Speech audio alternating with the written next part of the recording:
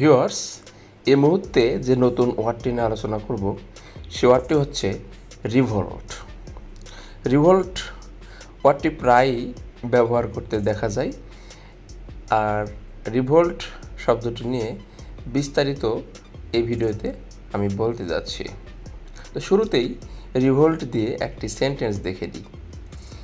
The revolt began in the east of the country.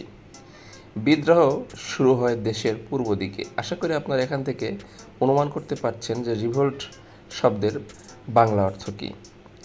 Synonym দেখুন: mutiny, uprising, insurgency, insurrection, sedition. অর্থাৎ revolt শব্দের বাংলা অর্থ বিদ্রোহ, অভ্যুত্থান, দ্রোহ বা আন্দোলন বলতে পারেন।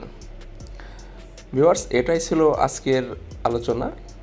যে কোনো ওয়ার্ড জানতে কমেন্ট বক্সে উল্লেখ করুন, আমরা আপনার ওয়ার্ডটি নিয়ে ভিডিওর মাধ্যমে আলোচনা করব। ধন্যবাদ।